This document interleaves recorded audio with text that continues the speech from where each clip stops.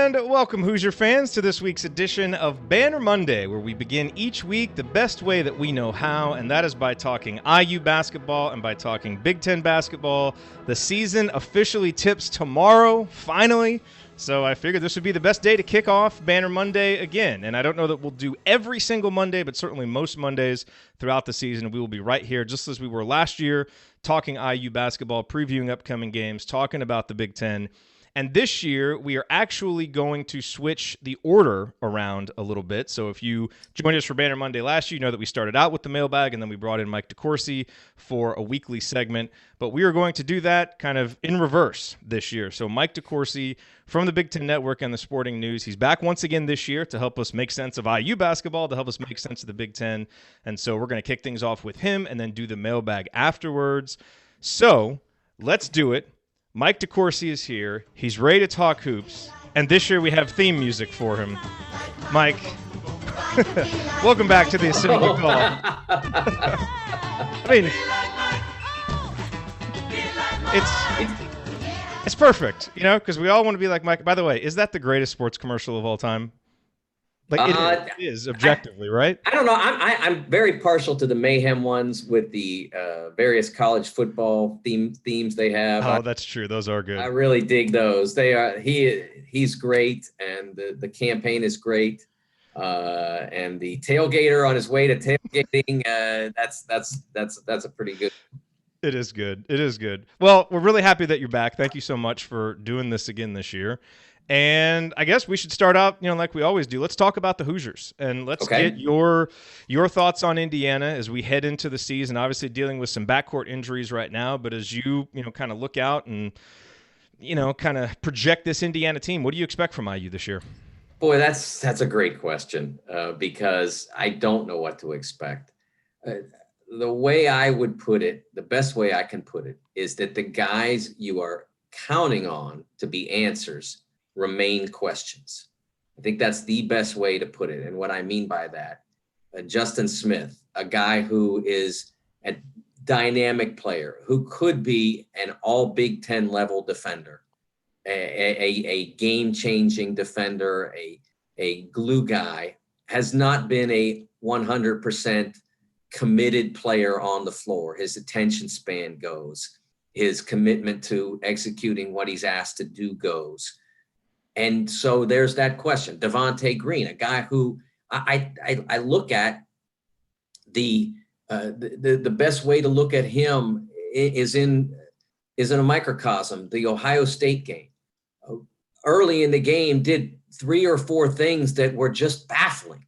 I mean, just inexplicable. And then late in the game, did things that were magical and almost transformational for the season. And so that can't be. I mean, they are veteran guys now. One's a junior, one's a senior. They have to be answers now.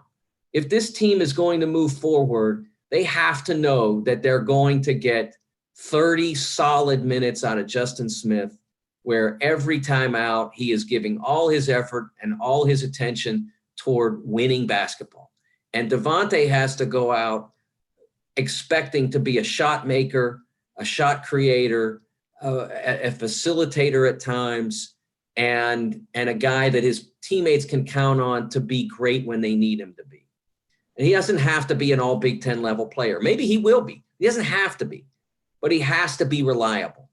And if those two things happen, then a lot of things change for the Hoosiers. If they could have that, then everybody that around those two that to this point in their career, mostly because of injury, hasn't had the opportunity to be a consistent contributor, those guys now become players who can add to the mix. Instead of you saying, well, we have to have this out of Justin Hunter, say, or we have to have this out of Demezy Anderson. If we don't get this, how can we win games? Well, instead, it's just, boy, if we get that from one of those two guys on a night, we should be okay. Or Trace Jackson Davis, who hasn't had an opportunity yet because he's a freshman. But if we can get out of him consistency, effort, facilitation, he's a really good passer, especially on the interior. if you get health out of Deron Davis, I mean, everything else with Deron has been mostly a given. I mean, he's a great finisher when he gets the ball in the post. He's great one-on-one, okay passer out of the post when he gets double, warrior. If you get health out of him, then you're great. And if you don't, Joey Brunk, you just need Joey Brunk to play to maybe not even the full level of his talents. You just need him to approximate his talents if you get those two starting things. And again, if you get those two starting things and then the best case scenario for all those other players I've mentioned and some who I haven't, then you have a team that can contend for the highest level of Big Ten, whether it's for the title or second or third. Or let's say you can contend for a Big Ten bye, which means you've had a heck of a season. We'll talk about power rankings in a minute and kind of figure out where Indiana fits into your hierarchy. In terms of expectations for what this team can be, for what this team should be, like, what do you think is a reasonable expectation? For example, a lot of fans like myself think this team should make the NCAA tournament in Archie Miller's third year. Is that fair to put on this team and to put on him as a coach now in his third season? I don't think it's fair to put it on him, but I think it's fair to put it on them in the way that I just did. Arch didn't necessarily recruit those guys. And for various reasons, it's, first of all, it being not the ideal thing. If they want to be at Indiana, they should be at Indiana. So that's the first reason why running them off is not a good thing. Second reason running them off isn't a good thing is that they can be good players. And the third reason it's not good is because my understanding is that there were APR challenges that had to be overcome and that removing them would exacerbate. So there's three good reasons why they didn't move on from those players. But a lot of coaches in a lot of circumstances would have just said, this isn't worth the headache. It's too hard. We could, if I had two new players in those positions, they might not be as good. They might not be as talented, but they'd always be there. Probably would have been McKinley Wright, actually. So I mean, that goes back to what I'm talking about. If those guys are the players that they're capable of being, I'm not asking either one.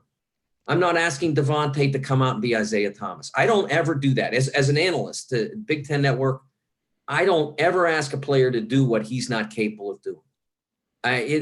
Some in various sports will say, boy, that guy just doesn't do that. Well, that guy's not capable of doing that. That's why he doesn't do it. So I'm not asking Justin Smith to be, a 40% three-point shooter. It's not who he's been as a player. If he becomes it, great, but it's not who he's been. So I'm not saying he needs to do that. I'm saying he needs to play hard for 30 minutes a night and follow what the game plan is. If he does that, he's a really positive player. If Devontae, if he just takes quality shots, on occasion, late clock, okay, you're probably the best creator late, good, go ahead, do it. But don't take tough shots in the first 15 seconds, 10 seconds of the shot clock, that kind of thing. So I'm not asking those guys to be anything they can. I'm asking them to do what they're capable of doing. And if they do those things, then this team could or should be an NCAA tournament team. But I can't hold Arch responsible for that. I think he has to hold them accountable for that. But in the past year, last season, I should say, he couldn't hold them accountable with playing time because everybody he had to put in for him was hurt. Oh. So playing time is what changes behaviors. If you don't do these things, you don't play. I'm not gonna run you out of the program, but if you don't do these things, you don't play, because this guy will do those things and will be better because he's doing them than we would be with you not doing them, even if you're more talented. And so that's that. So now, if they don't do those things and he's got healthy options sitting on the bench and he doesn't hold them accountable, then it's on Arch. Good point. So let's expand our view a little bit. Let's look at the Big Ten. We'll start with power rankings. And typically last year you gave your top four. At the beginning of the season, Indiana was in those, so that worked out pretty well. Not so much by the end of the year. But let's do your top four, and then let us know where Indiana kind of fits in your current Big Ten hierarchy. Okay, so one would be Michigan State, even though the chemistry for them has been dramatically altered since we did our preseason ranking back in mid-October. We did our preseason top 25 for Sporting News, and Michigan State was our one. And I looked it up. I looked up every single, before we did ours, we were later than some because I do some other things now in addition to college basketball. So we were later than some. And I looked up everybody: Blue Ribbon, Lindy's, Athlon, Street and Smiths, AP. Well, I think AP came out after us, but I kind of knew where they were going to go with given what everybody else was doing. CBS, NBC, ESPN, everybody picked Michigan State. And I think if you went back now and you did the same polls or the same rankings from all those people, I'm not sure whether Michigan State would be unanimous now. Losing Joshua Langford is a significant blow to them. And so we'll see starting tomorrow night in what direction they evolve, how that affects them. They started Rocket Watts in their exhibition. Rocket as a 6'2" guard, very highly regarded out of high school. But starting Rocket next to Cassius Winston makes them a really small team.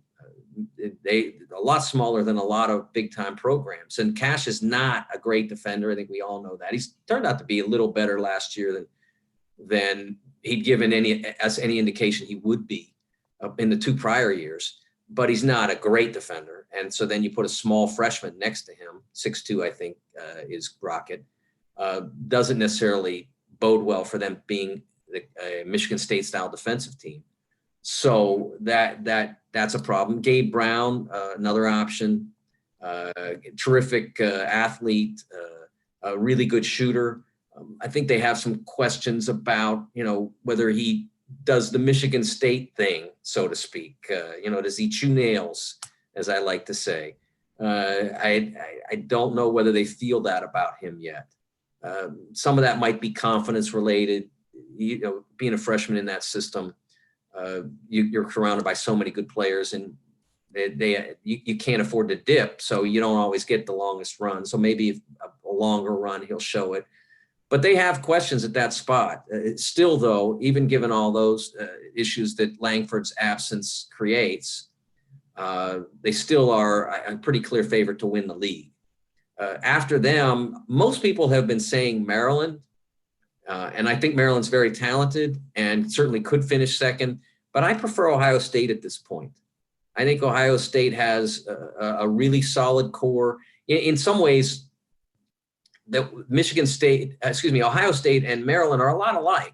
They both have deep groups of wings. Maryland's are more dynamic and better offensive players. Ohio State's are a little bit, they're not quite as high, as high motor, or high motor is not the right.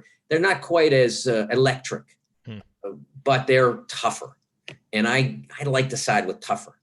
And so that's now these power rankings are not having studied anybody's schedule to the maybe Maryland's got a better schedule, so that would put them ahead, but they're pretty close. But I would say Ohio State and then Maryland because of what I said about that toughness. I like Dwayne Washington's toughness. I like Luther Muhammad's toughness. I think those guys, they're going to get after you. And I'm not saying Maryland is soft, but I don't think that they have the same degree of that quality that Ohio State does. And then fourth, I go with Purdue. Pretty close between Purdue and Wisconsin for me. Purdue, I think they're a little bit tougher to play against than Wisconsin right now. Wisconsin, one of the things that people are all talk with Wisconsin, how do they deal without Ethan Happ? I mean, he averaged 20 a game and 10 a game off the boards, and the way Wisconsin deals with losing Ethan Happ is they become Wisconsin again.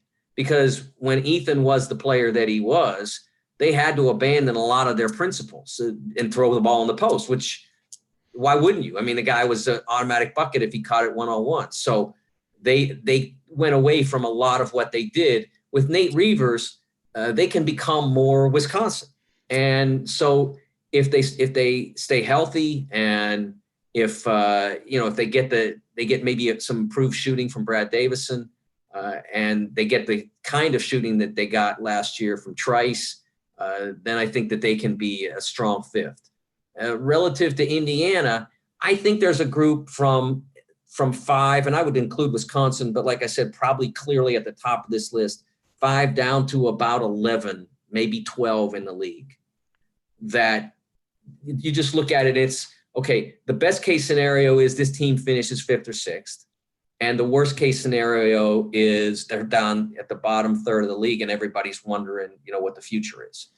And some of what happens in regards to that is injury, as happened to Indiana last year when they started at the top, at the high end of that, which way they're going to go kind of deal. They started at the high end and then all the injuries took their toll and a few other things, some of the problems I mentioned with the various players, and they wind up in the middle of it, or the bottom middle of it, and they don't get to the show. So that's, and then some of it could be schedule. I mean, Illinois a year ago needed a lot to go right to be successful, and what went wrong was they overscheduled. They go to Maui and they're right there with good teams like Auburn and Gonzaga, but they can't win the game. And so then they go and they play Notre Dame on the road in the challenge, and they're right there, but they can't win the game. And by the time they get to Christmas time, all they know how to do is lose. And then took them another month and a half to figure out how to win a game. So some of it can be that. And some of it can be just what one of my friends former coach, who's now an analyst, calls good coach, bad coach. Balls in the air, you've played a pretty even game. Balls in the air at the end, good coach, bad coach, which way it's going to go, and that sometimes is the differential between teams. But all those teams have strengths. You throw Iowa in there, good coach, bad coach, that could come down to Jordan Bohannon's hip, or say Rutgers. Does Mulcahy develop into the kind of point guard they need so that they can play their best players in the positions where they're best? If he doesn't, then you got another year, Geo Baker playing out of position at point, and maybe they don't get to be as good as you want them to be. And all those teams have positives. There's a few at the bottom that it will be really impressive if they can finish not at the bottom. Northwestern, Nebraska being the most obvious examples of that. But Penn State, some of the others I've mentioned, Minnesota, they all have some good players. And then they need, some minor miracles, guys that we didn't see coming to maybe push them ahead. And maybe not tough luck like, Minnesota's already had with Eric Curry and his injury. I want to ask you one more question about Michigan State, because it's just been assumed since the day last season ended that they're the prohibitive favorite. Maybe since that great Wisconsin team from 2015, whenever it was, I don't know if we've entered a season with a team where everybody is just handing it to them. And I get it, but, I've had some conversations with people, and there's like a little Michigan State backlash happening now. But there's a couple points that I think make sense. You made a good one about Joshua Langford. That's obviously going to hurt. But are we, in the spirit of toughness, which you talked about, and the power of toughness, are we underrating what they're losing from last year? McQuaid's three-point shooting and defense, Goins' three-point shooting and rebounding, even Nick Ward, who was kind of an enigma but was tough, could block shots, was an efficient guy around the basket. And they're, replacing him with some guys like Watts and some of these other guys. I feel like what those guys are taking with them was a big part of the identity that made that team good last year. And can they replace that with some of these younger guys? Well, Ward was physically tough, but I don't think was always mentally tough. And that was the problem that they had. And it was really resolved with Xavier Tillman. When Nick got hurt and Xavier became a full-time player, the starter who got most of the minutes, they became a better team. Yeah. So lose what Nick could provide you at times. But if you went down toward the end of last year, once he got hurt and they replaced him with Xavier Tillman and Michigan State became a better team, there weren't many times when Nick came into the game and was a difference maker. And I remember writing or saying on TV that if Nick Ward could become a difference maker as a substitute, that could be one of the things that got them to the Final Four, to the championship or whatever. And they ended up getting the Final Four without that ever really happening. And then perhaps, in the game against Texas Tech, if he'd come out and and been a force underneath and fought for some low post buckets. I mean, they weren't that far off from winning the game, but he didn't change that. So I don't think that the loss there is transformative. I feel like the other two would be bigger than Ward. The loss of McQuaid wouldn't have been really that big a deal because you're basically trading him for Langford, who is more dynamic, at least as good a defender, if not better, and worth about half dozen points a game more. Because remember, you didn't have Langford from January 10th or whatever it was on through the rest of the year. So they beat Michigan 3 times with no Langford. So you're basically trading one for the other if he's good to go. So in the initial analysis, it wasn't that big a loss either. So the one guy that's the loss is Goins, and I don't know exactly what they do to replace him yet. I mean, I think Thomas Kithier started the exhibition. I don't think that's Thomas Kithier being Thomas Kithier is a great thing to have. Thomas Kithier trying to be a 30-minute player, I don't think is the answer. They've got other young players that they can try there. And they hopefully, like a Bingham or somebody like that they hope can be that guy. I don't think Kithier can be is likely to be a starter on a team that is a top 2 team, which is what they were projected to be. So, could they win the league with that? Yeah, maybe. Because again, the contenders are all good, but they're not elite. And with a Cassius Winston at point guard and a Xavier Tillman on the inside, and if Aaron Henry steps up in the way that he's capable of, then you can probably still be the best team in the league. But that's not where this team wants to go. I don't think they just want to win the Big Ten. I mean, they did that a year ago. They were happy with that. They certainly don't devalue Big Ten championships, but given what their horizons were entering the year, I don't think that that's where it stops. So we've got time for about one more question, and we'll go with a listener question. This is from Adam. And he basically wants to know, in your travels around to Big Ten teams and what you've heard, this offseason, what players or teams have particularly surprised you? Maybe because they're, playing better, or you're hearing better things, or maybe even on the other end that, some guys aren't developing as you thought. What would have been the biggest surprises this offseason?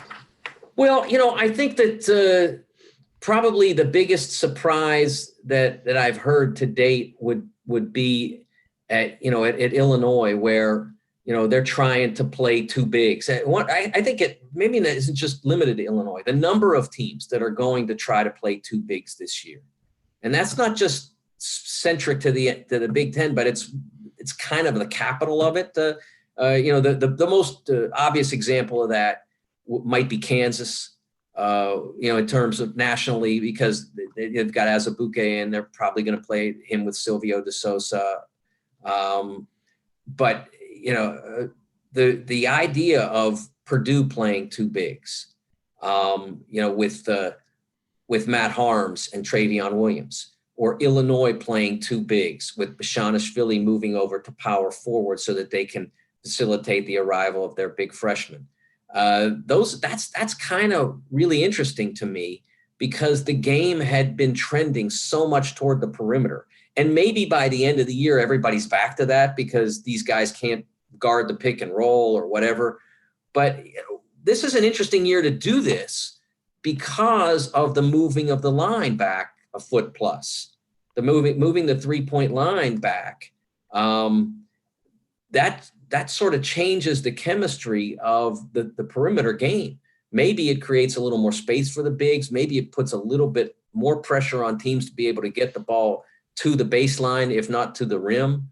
And so I think that's probably been the biggest surprise, given the way the league, not the NBA, when I say the league, I mean the Capital League, the way the league has gone in orienting so much toward the perimeter and the stretch 4 and the ability to make 3-point shots, to see teams like Purdue and Illinois in particular going more toward that 2 big. Indiana could try that as well with Joey Brunk and Deron Davis. I don't know if that's the immediate plan, but it would be an option for them if A, it looks prudent, or B, they have to counter what other teams do. More likely to probably be Trace, I would imagine, with one of those guys. Be pretty That'd tough be, to get. and Trace has not been the shooter that you'd like a stretch four to be, but he's so good with the basketball, and he's mobile enough that I don't know whether I would think of him as a second big. I think of him as a true power forward. Yeah. The conventional power forward. So I guess maybe that would fit the description as well, where you're playing a guy who isn't necessarily a perimeter threat yet. But I think if Trace wants to become the player that he wants to have the future that he can have as a player, he probably is going to need to continue to stretch his touch away from the goal. Boy, he's been impressive early too. He's been really impressive. Hopefully he carries that into the regular season. Absolutely. I loved him when I saw him at the Peach Jam last year. His understanding of the game, his facility with the ball. It always catches my eye when big guys can pass, because it's not that common. Being able to throw the ball out of a double team is one thing, but being able to see openings that others don't see, that's a really rare skill. And I think he has that. And he's obviously got a great hunger for the ball off the rim. I think he's going to be a very productive player for the Hoosiers. And I'm excited to see what he's got. And I like the way they've built their schedule, because it's going to get really hard in December. Agree. Some of that's built for them, but it's going to get really hard in December. Yeah, a lot of these games aren't super sexy, but man, the whole idea, it's funny. People complain all the time. Wins are sexy, Mike. Yeah, that's what I was just going to say. Winning is a skill. We don't give a guy a ball and say, okay, make that 22-foot jumper. Well, I've never shot the basketball before. Well, yeah, but you got to do it. And yet we expect teams to go beat Florida State. Well, yeah, but I mean, I haven't beaten anybody yet. So that's, you got to win games. So the ability to do that is a skill. And a lot of these guys either have the ability to win or lose or haven't played yet. So the wins that they get over the course of the next month, for their sake, hopefully they get pretty much all of them. But those wins over the course of the next month will be very important to understanding then when they start to see the progression of Big Ten opponents and Notre Dame, et cetera. Those teams, when they start to see them, they'll have a better understanding of how to solve those problems. By the way, I just want to point out about 5 minutes ago when you're talking about Illinois, how their center, Georgie, his last name just rolled off your tongue. You're in midseason form already. It was like you were saying your own last name. I'm not even going to try it, but I was impressed at how easily you did it. I'm great with Georgie's name now. We had enough practice, but the one that is going to be problematic for me, like Nebraska lost their entire team, team, except one guy, the guy whose name is hardest to pronounce in the entire league. Beer Thorbjarnason. I think I got that right. But that's a challenge every single time, and especially when you're not just sitting here saying his name like I just did, but trying to say something intelligent about him. Yeah. Really a challenge. Well, Mike, thank you so much for the insight. We appreciate it. We're looking forward to doing this every week, and go have fun. Tomorrow night, you will be at the Champions Classic, I assume, right? I am in New York as we speak. This is my hotel room. Looking forward to it. It should be terrific. 1, 2, 3, and 4. What a night. What a night. We'll all be paying attention to Indiana, Western Illinois, but the rest of college basketball will have a wonderful night watching those teams play. Thanks, Jerod. Cool. Thanks, Mike. Have a great time there. You too. All righty. The great Mike Decourcy join us here on Banner Monday. We always appreciate his insight. Good stuff there. Good stuff there as always. Okay, so it's just me. Ryan is not here. He's going to be back next week probably. Let me adjust my camera real quick because it got a little messed up. So we've got some mailbag questions though, and we will get to those. Before we do that, we always do a banner moment, obviously. Didn't get a chance to do that at the top of the show since we're just going to start running it right in with Mike, which I think works a little bit better.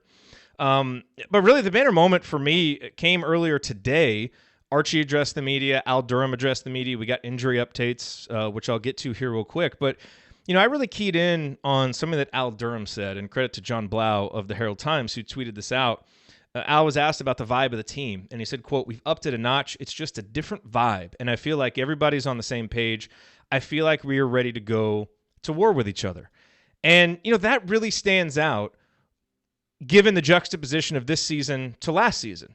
Because last season, it constantly felt like a team that really wasn't on the same page. And, look, we have no idea what things are like off the court. We're not with the team, but we just see for those 40 minutes when the guys are on the court, they didn't seem like they were on the same page. They just didn't seem like they had a lot of chemistry. Certainly, when you get down, whatever it was, 19-0 to Michigan and some of the big deficits, they didn't seem like a group that was really there fighting for each other for, a good portion of the season. And we know all the reasons, blah, blah, blah. We don't need to get into all of that.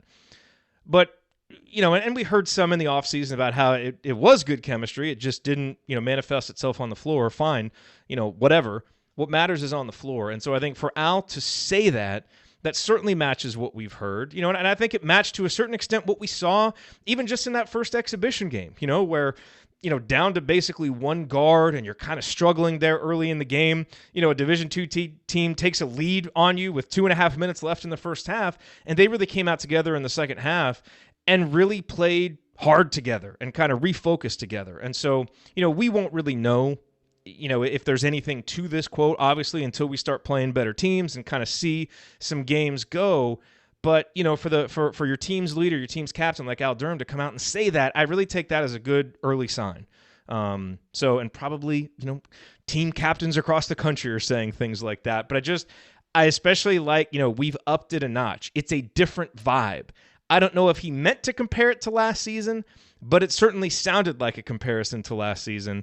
And for a team that is going to struggle a little bit in terms of not having maybe the greatest individual talent at every position on the floor at all times, which sometimes you felt like last year with two great individual players in Romeo and Juwan, but the whole never quite seem, or the sum never quite seem to equal or exceed the sum of the parts. That to me is going to be how it's going to be part of the formula for how this team exceeds those expectations, is being on the same page, being ready to go to war with each other. So I was really happy to see that from Al. Injury update. A lot of you asked for the injury update. So here's what Archie said.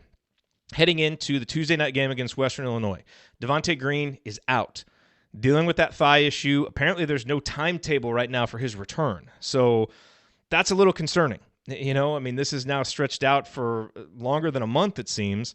And we obviously need to get him back out there, get him in rhythm. He is, this team's best one-on-one scorer, and I think has a skill set that really no one else can replace. And so you all know what I think of Devontae for this season. He won't play. I don't think it's going to make a big difference for the first few games, but what you're really missing is that chemistry development and practice and just him being in rhythm and all the reps that can make you better. So we'll just have to wait and see when he comes in there. Rob is a game-time decision. So dealing with that abdominal issue, was able to play the 13, 14 minutes in the first exhibition game. Sounds like he's feeling a little bit better, but obviously still not 100% back. Al Durham is back. He rested his knee. He'll be ready to go. So your guards for that Western Illinois game, Al Durham, Armand Franklin, that's who we'll be rolling with. Hopefully we get some minutes from Rob Finney as well, but it's going to be those two guys. And, obviously, we've seen what Al can do. We've seen what Armand can do, at least in an exhibition game. Those two guys are going to have to play well. Because I'll tell you this, when you look at this Western Illinois team, obviously no great team. They are preseason Ken Pom 296. And their coach has been there for the last 6 years. They have never won more than 12 games total. They've never won more than 5 games in their league. So this is the caliber of opponent. I think Ken Pom has Indiana predicted to win by 24, something like that, by 23, with a 98% chance of victory for Indiana. So, we expect this to be a dominant performance from Indiana. But I will tell you this, what the Western Illinois team does have is a couple of guys who have made some three-pointers. So Kobe Webster is a junior guard. He shot 40.1% or 40.9% last year from three-point range. CJ Duff, another guard, he shot 42.6%. From three-point range last year. So, Al and Armand definitely going to have to be on point guarding those shooters. Both guys kind of short, 6 foot and 6'1". So Al and Armand 6'4", 6'3", 6'4", whatever Armand is. So certainly we'll have the size advantage, expect to have the athleticism advantage, but that's kind of been the path for teams that come into Assembly Hall and have made things, a little bit uncomfortable early in the season for Indiana these last couple years as they can make threes. So the perimeter defense will really need to be on point, and there's not going to be a whole lot of depth behind Armand and Al out there. So those guys really need to be ready to go. I expect that they will. And really when you look at this game, they do have some size, but it's not great functional size, and they're a team that has really, put teams on the free throw line a lot, and you would expect that to be a big part of what Indiana's going to do. All right. Sorry, man, when it's just me, the throat gets dry when I'm doing all the talking. Okay, so we're going to get into these mailbag questions now. Goodness gracious. I do want to make a quick note. If you need tickets as you go throughout this season, iutickets.shop. Use that URL. It will redirect you to the IU basketball page on SeatGeek. That's where you can get, obviously, the best deals on IU tickets. Use the promo code Assembly. You'll get $10 off your first purchase. And when you use that URL, iutickets.shop, we actually get paid a commission. So it's a really nice way to support the show for tickets that you're going to buy anyway. iutickets.shop is the URL. And don't forget to check out our friends at Homefield Apparel, homefieldapparel.com. Just exchanged text with Connor earlier today about a potential new piece of Assembly Call merchandise that we're going to try and get out before Christmas. So I don't want to spoil it or anything, but hopefully we can get that done before Christmas because I think it'd be pretty cool. And obviously, all the Indiana gear that they have there, go check it out, homefieldapparel.com. Use the promo code Assembly20, Assembly20 all season long to get 20% off your purchase. Okay, let's roll through some of these questions now. And folks, chat mob, if you guys have questions, throw them in the chat there and let me know, and I'll try and get to those too. Okay, from Michael, I'm curious what you predict IU's non-conference, Big Ten conference, and overall regular season records will be. He says you may have already covered this, but I've listened to every episode, but I've also slept since then. So, let's start here with kind of a baseline of what Ken Pom predicts. And the Ken Pom projections are now out. And Ken Pom projects Indiana to go 19-12 and 10-10 in conference play. And actually, every single non-conference game projected as a win. Now, some of those are kind of close. The Florida State game is, a 53% chance of victory for Indiana. The Connecticut game, 64%. Notre Dame, 54%. Arkansas, 66%. So probably if you actually calculated all that out, it would be, the probability would be that Indiana would go 3-1 in those games. So just have the one loss in non-conference. And I would like to say that that's what my prediction is, but I kind of have a feeling that this team's going to drop a couple of games in the non-conference schedule. I don't know which games they will be.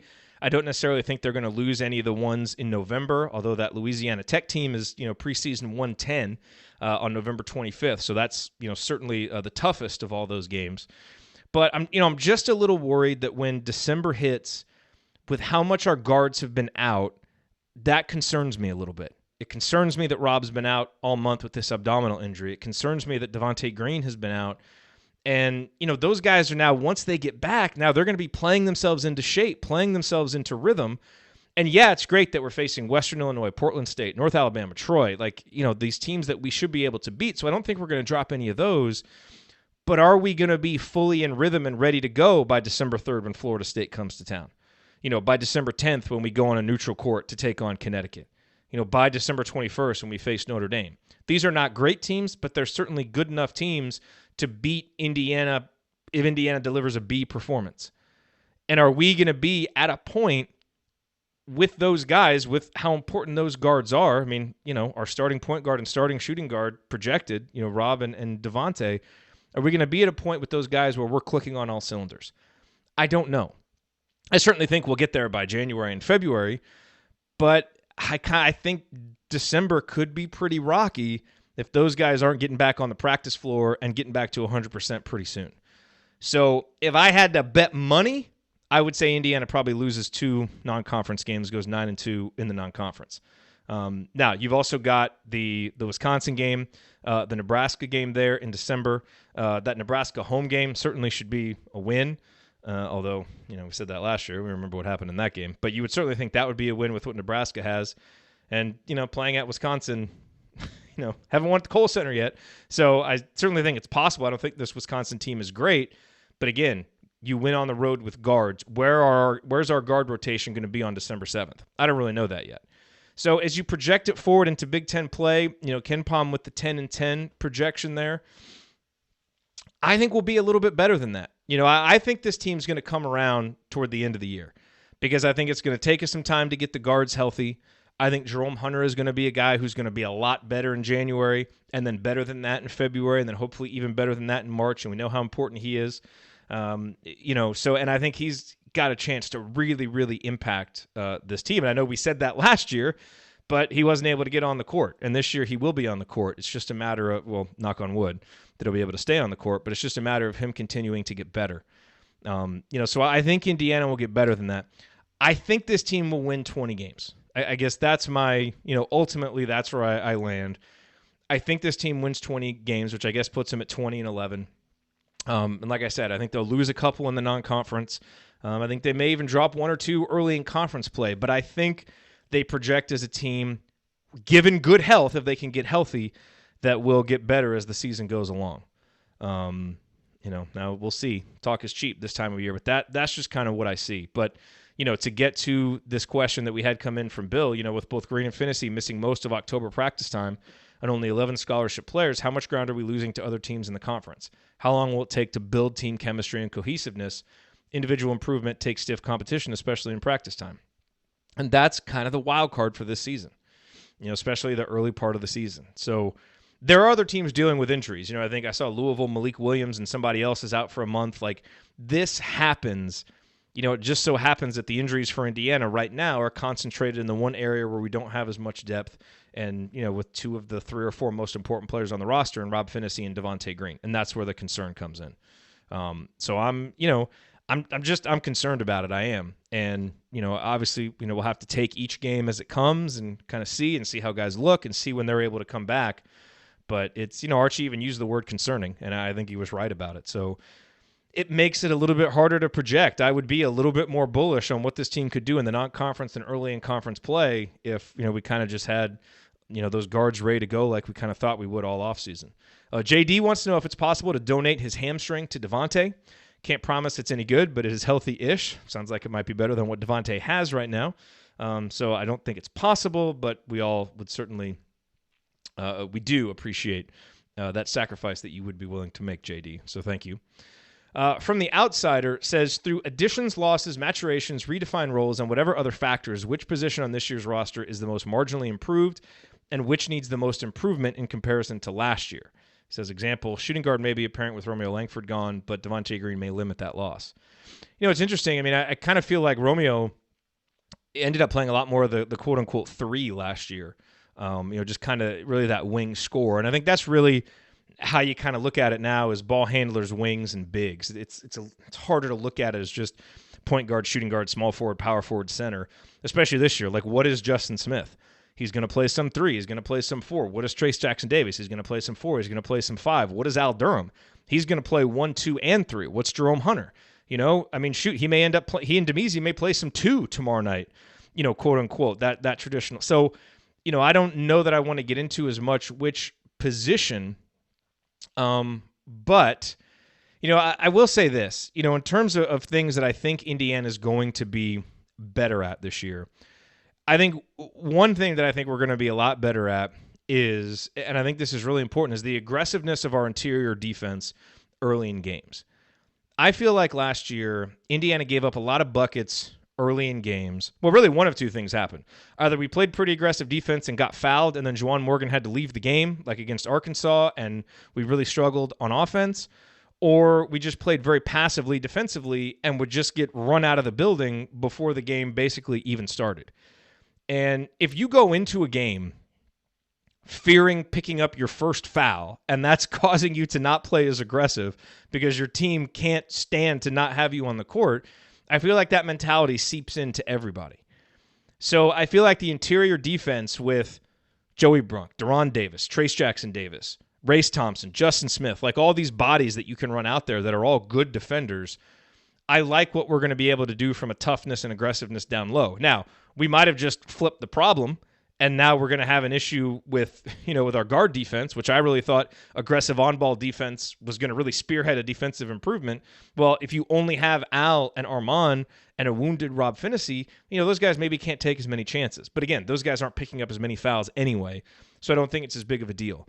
But I think that can have an impact for this team because I just, you look back on last year, why did things go so wrong? Well, this team came out passively. They just played passive basketball early in games so often and would dig themselves these holes. And everybody's just like, good God, here we go again. I mean, how many games did that happen?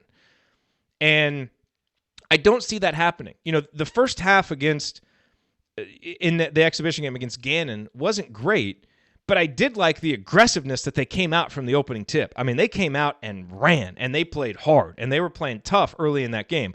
Now, they went through that lull when the bench came in, and Archie talked about this in the postgame, and that's going to be a thing. You want to be able to develop your bench so that there's not that big of a drop-off. A little bit difficult to do when you only have one guard who's at full strength. But I like the aggressiveness that they came out. And so I think that can be a really important thing for this year's team. Now, where now there are deficiencies, and I suppose that, if you're looking at it positionally, and we've talked about this all offseason, wing score. Romeo Langford, for all the faults or all the deficiencies that he had as a freshman, which a lot of freshmen do, he is one of the best freshman bucket getters in the history of this school, a school that's had a lot of good freshman bucket getters. And when you go back and look at some of Indiana's biggest games, he was there getting buckets at the end of the game. Indiana does not win at Michigan State without his ability to just go one-on-one, one-on-two, and go make a layup. Obviously he, hit the game winner against Wisconsin. He had others, hit a big bucket against Louisville, had some big plays down the stretch where it's like, hey, we need someone to go get a bucket. We're throwing it to you and go. Now, can Indiana replace that with more movement and more, scoring out of sets and dumping it down low and inside out and all those things? I certainly think so. I certainly hope so. But I think we all understand that at certain points in time, basketball is a game where the team that has the guy who's the best at just going to get a bucket, sometimes that team's going to come out on top. And Indiana doesn't have that. Juwan was a guy who could do it down low. Romeo was a guy who could do it on the perimeter. And so we're going to have to see now in those tough moments, who's that going to be? Devontae was kind of the clear guy, to who could assume that role. He's not playing right now.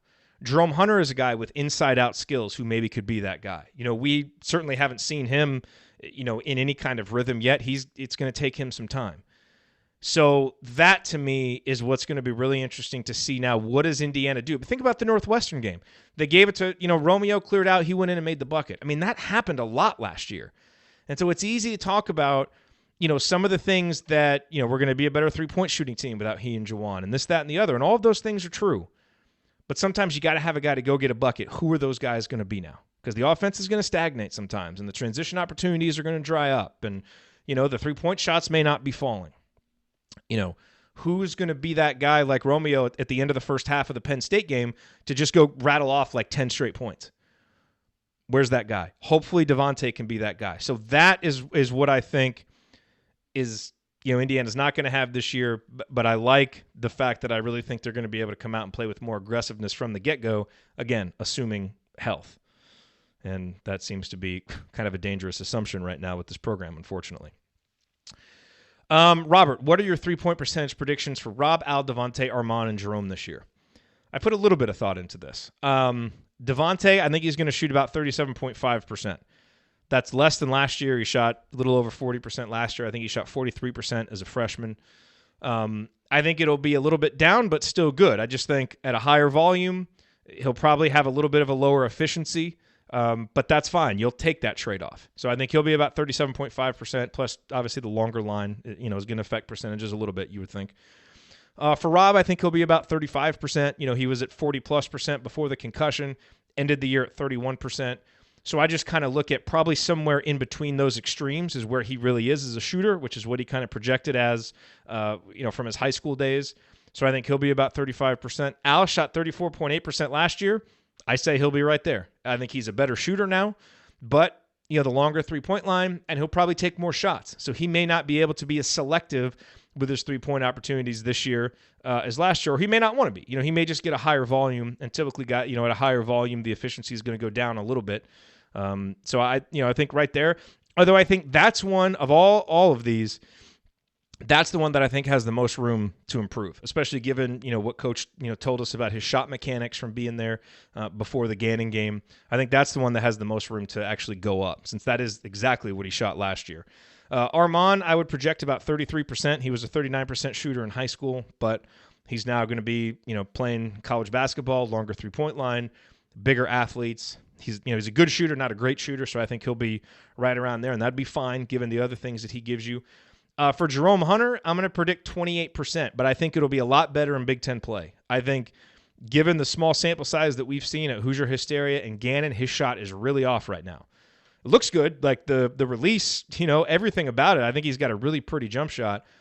He's just off. Like, he doesn't have confidence in it right now. It's long, it's short, it's kind of all over the place.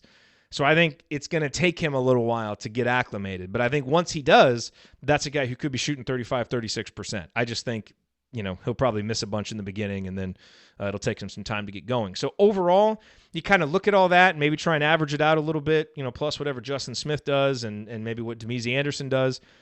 And if I had to just put a number on it, I think this team will shoot 35.5% from downtown this year. That would be my prediction. Last year, they shot 31.2%, I believe, which was awful. If they shoot 35.5%, last year that was 112th in the nation. It's not great. It's not what we came to know and love from those Tom Crean teams, but it's respectable, and it's a heck of a lot better than what we've been doing. And that's a percentage that you can win with and consistently be a threat from the outside with. And if those guys are shooting those percentages, defenses have to respect them, and that's going to give a little bit more room and time to operate for Deron down low, maybe more space for Justin to cut. Like, it'll just help space the floor. So those are the percentages that I would say. What do you guys think in the chat mob? Are those percentages somewhat reasonable? Take a drink of water here real quick so I don't cough again. By the way, let's go through some of these projections. Coach Tonsoni in the chat mob said 21-10 was his prediction, which is basically what I said.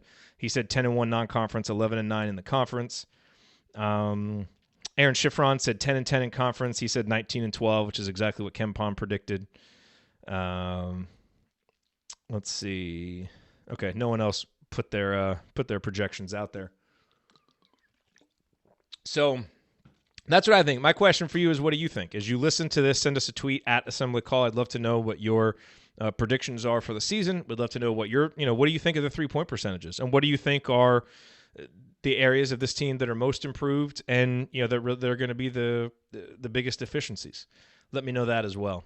Okay, Brian thinks Hunter will hit 30% or better from three. I hope so. And I'm trying to be really careful with Jerome Hunter because I'm really excited about him, but also want to try and just tamp down any hype. But he certainly has the mechanics to do it. So again, like I said, I think in Big Ten play, he'll probably shoot 34-35% from three. I just think he'll really struggle early on if the last couple of public appearances are any indication of what he's going to do come the regular season. But the mechanics are all there. So tomorrow night, IU Western Illinois, we will be there for the post-game show. I probably won't be there to host it just because my wife has to work really late. So I think Coach is going to host. And we'll see about a halftime show. We'll see how comfortable he is doing a halftime show, or I might be able to pop on there. I may just have to have my daughter with me while I do the halftime show. So we'll see. So just if you go to assemblycall.com, you'll always be able to see. If the little video on there says IU Western Illinois halftime report, then you'll know that we're playing a halftime report. If it just says post-game show, then you'll know that we're just going to go right to the post-game show. Coach will be there. I think Ryan will be there. Andy, not sure about. But we'll see. And then, hey, we're going to be there after every single game. We'll be here on Mondays. So if you ever have questions for Mike Decourcy or for the mailbag, let us know on Monday and then, before Monday. And then, of course, we'll be doing Assembly Call Radio every Thursday. So the Monday and Thursday shows kind of give us a chance to, take a little breather from the games, assess what's happening. And then obviously the post-game shows, we dive really hyper-focused into the actual games themselves. I know most of you know this, but we've picked up some new audience members, so just want to try to orient them on what's going on. Make sure that you go and subscribe to the email list at assemblycall.com or text IU to 66866. That way you'll get our weekly Six Banner Sunday news roundups, as well as our post-game analysis emails as well. Other than that, that is it. We appreciate you guys listening. My thanks to Mike Decourcy for being here. As always, really excited he's going to be back with us. And then Ryan should be with me for the mailbag next week. And like I said, keep joining us. Assembly Call Radio every Thursday. Post-game emails after every game. Post-game show after every game. And don't forget to check out the community, assemblycall.com/community. Lots of great discussions going on in there, and that's where we get most of our questions. So give that a chance as well. All right, everybody. Talk to you tomorrow night after IU Western Illinois. Thank everybody for coming out. All right, I got to get out of here, folks. Thank you. All right. Thanks, guys, for being here. Awesome to see you all. Going to go get this podcast up. And, So I may talk to you on the post-game show tomorrow night, but probably not. Probably not. But I'll definitely talk to you guys on Thursday night. All right, see y'all.